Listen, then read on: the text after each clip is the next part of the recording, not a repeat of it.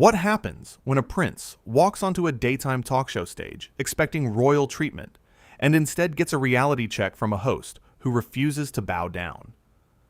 In just 37 seconds, one comment turned an already tense interview into television chaos that ended with security escorting a member of the British royal family off the set.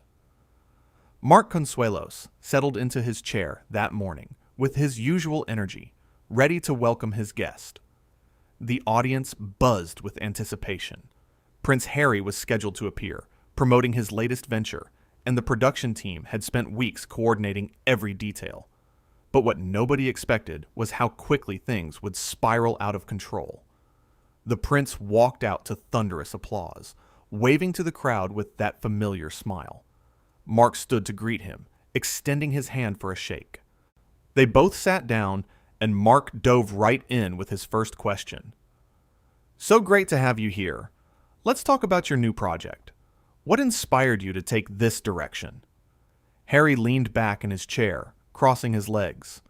"Well, Mark, I think it's important for people like myself to use our platforms responsibly. Not everyone understands what that means, of course." Mark nodded, keeping his professional smile. "Right. Absolutely. Can you tell us more specifically about what you're working on?" "I'm getting to that," Harry said, holding up a hand. "You know, the thing about doing interviews in America is that everyone wants the soundbite immediately. In the UK, we actually have conversations." The audience fell silent. Mark's smile tightened, just slightly. "Well, we're having a conversation right now. I'm just trying to give our viewers some context." "Your viewers," Harry repeated, with an edge in his voice. "Yes, I suppose we should cater to them. Look, what I'm doing is creating a wellness platform that focuses on mental health. But it's not for everyone. It's for people who can actually afford to invest in themselves properly." Mark blinked. "So it's a paid service?" "Of course it's paid," Harry said, laughing as if the question was absurd. "Quality costs money. I'm not running a charity here, Mark, though I do plenty of charity work, more than most people could ever dream of doing." "I'm sure you do," Mark said, trying to steer things back. "Let's talk about the mental health aspect. That's obviously something you've been vocal about." "I've been more than vocal," Harry interrupted. "I've been a pioneer. I was talking about mental health before it was trendy, before every celebrity jumped on the bandwagon for publicity." Mark shifted in his seat. "I think a lot of people have been advocating for mental health awareness for quite some time." "Have they really, though?" Harry leaned forward. "Or have they just posted about it on social media? There's a difference between actually doing the work and performing for cameras." "Right," Mark said slowly. "And you feel you're doing the actual work." "I know I am," Harry said firmly. "I've lived through things most people can't comprehend. The pressure, the scrutiny, the expectations. I've earned the right to speak on these issues." The audience was completely quiet now, the energy in the room shifting. Mark pressed on. "Lots of people face immense pressure and challenges in their lives. What would you say to someone watching who's struggling, but can't afford a paid wellness platform?" Harry waved his hand dismissively. "They can find free resources. Libraries exist. YouTube exists. I'm providing a premium experience for people who value premium guidance." "Premium guidance," Mark repeated. "Yes, exactly. Look, not everyone is ready for the level of insight I'm offering. Some people need to start with the basics. My platform is for people who are serious, who have already done the groundwork." Mark put his cards down on his desk. "So let me make sure I understand. You're promoting a mental health platform that's only accessible to people with money, and you're saying that's pioneering work?" "You're twisting my words," Harry said, his voice rising slightly. "I'm literally repeating what you just said." "No. You're putting a negative spin on it. This is typical American media, always looking for the controversy angle." Mark's jaw tightened. "I'm just asking questions about your project. You're the one who brought up the cost and exclusivity." "Because you asked," Harry shot back. "You wanted specifics. I gave you specifics. Now, you're acting like I'm the villain for being honest. I never said you were a villain, but if you're going to promote something on this show, I think our viewers deserve to know what it actually is. Harry stood up suddenly. Maybe this was a mistake. I thought we'd have an intelligent conversation, not an interrogation. Mark remained seated, keeping his composure. Please, sit down. We're just talking. Just talking, Harry mocked. You've been hostile since I sat down. I've been asking you about your project, Mark said, his voice level but firm. If you can't handle basic questions, I don't know what to tell you. Harry pointed at him. You know what your problem is? You think because you sit in that chair, you have authority over me, but you're just a talk show host. I'm a prince. The audience gasped. Mark stood up now, his expression hardening. And this is just a talk show. You agreed to come here. Nobody forced you. I came here as a favor, Harry said. Do you know how many shows wanted me? I chose yours because I thought you'd be respectful. Respectful? Mark's voice carried across the studio. I've been nothing but respectful. You're the one who's been condescending to me. To this show. And to our audience since you walked out here. I'm condescending? Harry laughed bitterly.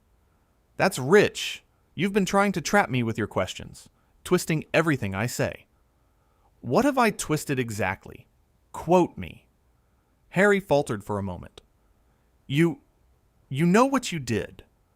No, I really don't. Please, tell me. This is ridiculous, Harry said, looking around. Are we done here?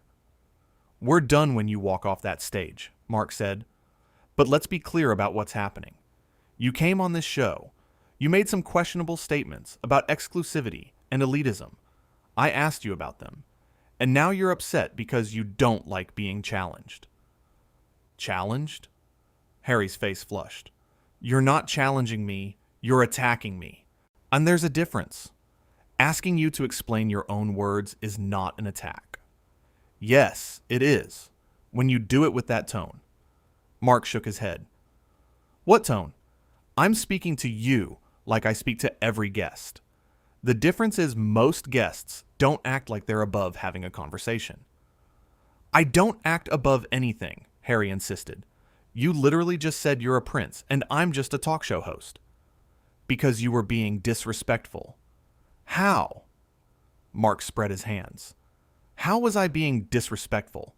By doing my job? Harry's hands clenched into fists at his sides. Your job is to make me look good, to give me a platform to share my message. No, Mark said firmly. My job is to have honest conversations with my guests. If you wanted a puff piece, you should have sent me a list of approved questions beforehand. Maybe I should have, Harry snapped. At least then, I'd know what kind of ambush I was walking into. An ambush, Mark repeated, laughing without humor. You're calling this an ambush. Unbelievable. The producer approached the stage, but Mark held up a hand. No, it's fine. Let's continue. Harry, please, sit back down. Explain your project properly. Help us understand. I don't need to explain anything to you, Harry said. I don't owe you anything. You don't owe me anything, but you do owe these people something. Mark gestured to the audience. They took time out of their day to be here, to listen to you. The least you could do is have a real conversation instead of throwing a tantrum because someone asked you a tough question. A tantrum? Harry's voice went up. I'm not throwing a tantrum. I'm standing up for myself against a bully. A bully, Mark said, his patience clearly wearing thin. I'm a bully now. Yes, you are. You've been trying to make me look bad this entire time. You're doing that all by yourself, man. I'm just sitting here. Harry took a step toward Mark's desk. You think you're so clever, don't you? So smart with your little comebacks. But you're nothing. You're a nobody who got lucky with a hosting gig. The audience erupted in boos. Mark held up his hands, calming them down. Okay, that's enough. I think we're done here. Oh, now you want to end it? Harry said. Now that you've got what you wanted? What I wanted was a normal interview. What I got was whatever this is. Mark turned to the camera. We're going to take a quick break. Don't you dare cut away, Harry said. I'll do whatever I want, Mark replied. This is my show. Not for long, probably. Wait until people hear about how you treated me. Mark laughed. How I treated you. There are cameras rolling, Harry. Everyone just saw exactly how this went down. They saw you antagonize me. They saw me ask you about your paid mental health platform and watch you spiral because you couldn't handle it. Harry's face turned red. You're a disgrace to broadcasting. You have no idea how to conduct an interview. And you have no idea how to be a guest. You came here with an attitude. You've been dismissive and rude. And now you're melting down because someone didn't treat you like royalty. I am royalty. Not here. You're not. Here you're just another guest, and right now you're being a terrible one. Harry looked around wildly, as if searching for support. The audience stared back in stunned silence. This is insane. You're all insane. We're not the ones having a meltdown on live television, Mark said quietly. I'm not having a meltdown. You're literally yelling right now. Harry grabbed his microphone pack and ripped it off. I'm leaving. Good luck with that, Mark said. What's that supposed to mean? It means you signed a contract to be here. You can't just walk off. Watch me, Harry said, turning toward the exit. Mark called after him. You're really going to leave because I asked you about your project? Harry spun around. You didn't just ask me about my project. You tried to humiliate me. You tried to make me look like some out-of-touch elitist. Again, I just asked questions. You gave the answers. Your questions were loaded. They were straightforward. They were designed to trap me. Mark sighed deeply. Harry, listen to yourself. You're creating a narrative that doesn't exist. I asked you basic questions about something you're promoting. That's it. That's all this was. That's not all this was, Harry insisted. You had an agenda from the start. My only agenda was to have an interesting conversation. You're the one who made it confrontational. I made it confrontational? That's hilarious. You attacked me from the moment I sat down. Quote me, Mark challenged again. Tell me one thing I said that was an attack. Harry opened his mouth, then closed it. You know what? I don't have to justify myself to you. I don't have to stand here and defend myself against your accusations. What accusations? I haven't accused you of anything. I've just been responding to what you've been saying. Exactly, Harry said triumphantly. You've been responding. You've been on the defensive. That shows you know you're in the wrong. Mark stared at him. That doesn't even make sense. It makes perfect sense. No, it really doesn't. Look, if you want to leave, leave. But don't pretend this is about me attacking you. Own your part in this. My part? Harry laughed harshly. My part was showing up. Your part was ruining it. By asking you questions. By asking the wrong questions. There are no wrong questions in journalism, only honest answers or dishonest ones. Harry stepped closer to the desk again. Are you calling me dishonest now? I'm saying you're deflecting. Every time I try to pin you down on something specific, you change the subject or get defensive. Because you're not listening to me. I'm listening to every word. That's the problem. I'm listening, and I'm hearing someone who came here expecting to be coddled and is now upset that he's being treated like everyone else. I'm not everyone else. In this studio, you are. Harry's chest heaved. You have no respect, no class, no understanding of who you're dealing with. I'm dealing with someone who agreed to come on a talk show and is now throwing a fit because the host asked him questions. That's who I'm dealing with. A fit, Harry repeated. A fit. I'm expressing my displeasure at being mistreated, and you call it a fit. What would you call it?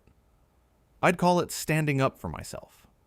By insulting me, by insulting my show, By insulting our audience?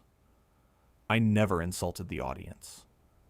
You said your platform isn't for everyone, that it's only for people who are serious. What do you think that implies about the people watching who can't afford it? Harry waved his hand. I didn't mean it like that. Then how did you mean it? I meant it's specialized, high level. Not everyone needs that level of support. That's not what you said. Well, that's what I meant. Okay, so say that. Say it now. Clarify for everyone watching. Harry crossed his arms. I don't need to clarify anything. People will understand what I meant. Will they? Because right now it sounds like you're backtracking. I'm not backtracking. I'm explaining. You're explaining after the fact. Because you realize how it sounded. No, I'm explaining because you're deliberately misunderstanding me. Mark leaned back in his chair. Harry, I'm trying to give you a chance to make this right. Just be honest. Say what you actually think and feel. Stop dancing around it. I have been honest. Have you? Or have you been trying to sound good while saying something kind of crappy? The audience murmured. Harry looked around, in seeming to realize for the first time that he'd lost the room. This is a setup. You planned this. Planned what? Planned for you to act like this? How could I possibly plan for this? You invited me here knowing you'd go after me. I invited you here to talk about your project. You're the one who turned it into whatever this is. Harry pointed at him again, his finger shaking. You're going to regret this. Is that a threat? It's a promise.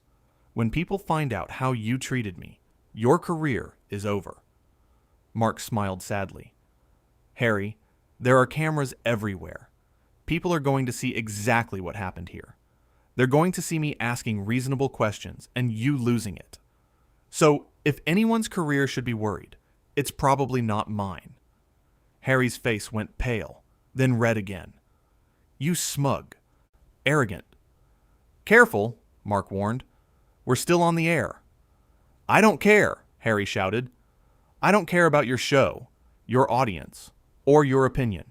You're beneath me. The studio went dead silent. Even the crew stopped moving. Mark stood up slowly, his expression serious. Get out. What? You heard me. Get out of my studio. You can't kick me out. Watch me. Security. 2 security guards appeared from the wings. Harry looked at them, then back at Mark. You're actually doing this? You just said I'm beneath you. You insulted everyone here. Yeah, I'm actually doing this. You'll pay for this, Harry said as the guards approached. You have no idea who you're messing with. I'm messing with someone who forgot how to be a decent human being, Mark said. Now leave. Harry looked at the guards, then at the audience, then back at Mark. For a moment it seemed like he might apologize, might try to salvage the situation. But instead, he straightened his jacket and lifted his chin. Fine. I didn't want to be here anyway. That was obvious, Mark said. Harry walked toward the exit, the guards flanking him. At the last moment, he turned back. You're going to regret this, Mark. I promise you. The only thing I regret is booking you, Mark replied. Harry opened his mouth to respond, but one of the guards gently guided him toward the door. The audience watched in silence as Prince Harry disappeared backstage, his footsteps echoing in the quiet studio. Mark stood at his desk, looking at the camera. His face was flushed, his hands gripping the edge of the desk. He took a deep breath, composing himself. The audience remained silent, but unsure how to react. Finally, Mark spoke. Well, that just happened. A nervous laugh rippled through the crowd. Mark shook his head, running a hand through his hair. I want to apologize to all of you for what you just witnessed. That's not the kind of show we run here. We invite guests to have real conversations, and sometimes those conversations get uncomfortable, but we always try to maintain respect. He paused, looking down at his desk. I asked questions about a project he came here to promote. That's my job. And when he didn't like the questions, he could have explained himself better. He could have clarified his position. He could have had a real discussion. Instead, he chose to attack me, attack this show, and ultimately attack all of you. The audience applauded. Mark held up a hand.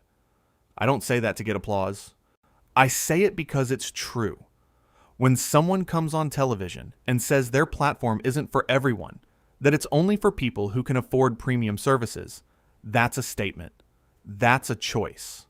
And when I point that out, I'm not attacking them. I'm just highlighting what they said. He sat back down, gathering his notes. I hope Harry finds peace with whatever he's going through. I really do. But coming on a talk show and expecting softball questions, expecting praise without scrutiny, expecting to be treated differently than every other guest, that's not how this works. That's not how any of this works. Mark looked directly into the camera. To everyone watching at home, thank you for sticking with us through that. I know it was uncomfortable. It was uncomfortable for me too. But I think it's important that we saw what just happened. We saw someone unable to handle basic questions about their own project. We saw someone resort to insults and threats when challenged. And we saw someone choose to walk away rather than have an honest conversation. The audience was completely focused on him now, hanging on every word.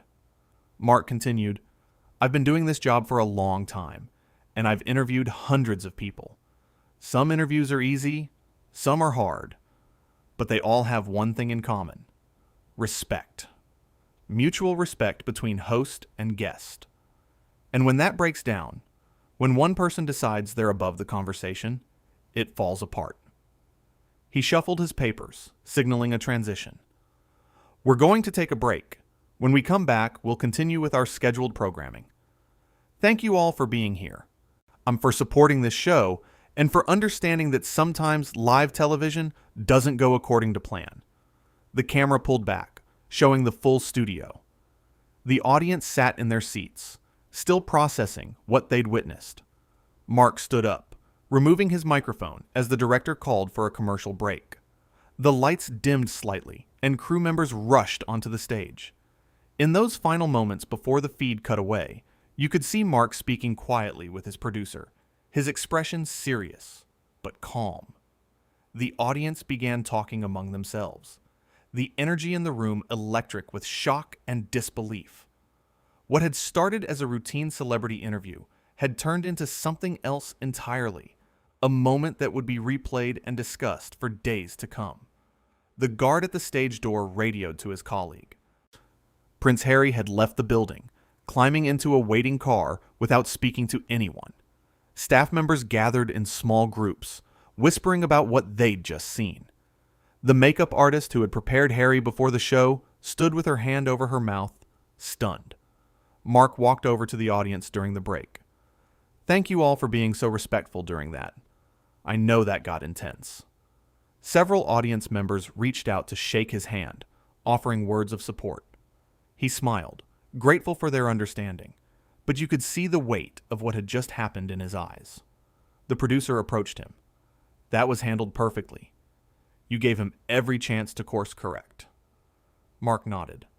I didn't want it to go that way. I really didn't. Nobody did, but you stood your ground. You didn't let him bully you. He tried, though, Mark said with a slight laugh. He really tried. The stage manager called out that they had 2 minutes until they were back on air. Mark returned to his desk, taking a sip of water and reviewing his notes for the next segment. The audience settled back into their seats, still buzzing with energy from what they'd witnessed. As the countdown began, Mark took a deep breath and straightened his tie. The lights came back up, the camera focused on him, and he smiled at the lens.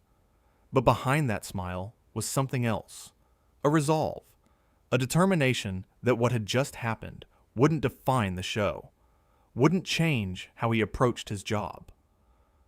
Welcome back, he said when they were live again, his voice steady and professional. Let's talk about something more positive. Shall we? The show continued, but everyone knew that what had happened in the first segment would be the story everyone talked about. Not because of anything Mark did wrong, but because of how one guest chose to handle being asked simple questions about his own project. In 37 seconds of confrontation, everything had changed. The moment Harry said those words, "I'm a prince," and followed it with, "You're just a talk show host," the trajectory of the interview was set. There was no coming back from that kind of disrespect, that kind of arrogance. And Mark Consuelos, to his credit, didn't try to smooth it over. He didn't make excuses for his guest or pretend it hadn't happened. He called it what it was, held his ground, and when Harry crossed the line, he did what any host should do. He ended it. The audience would remember that. They'd remember a host who respected them enough to not let someone talk down to them. They'd remember integrity in the face of entitlement. And they'd remember the moment when a prince learned that titles don't matter when you forget how to treat people with basic decency.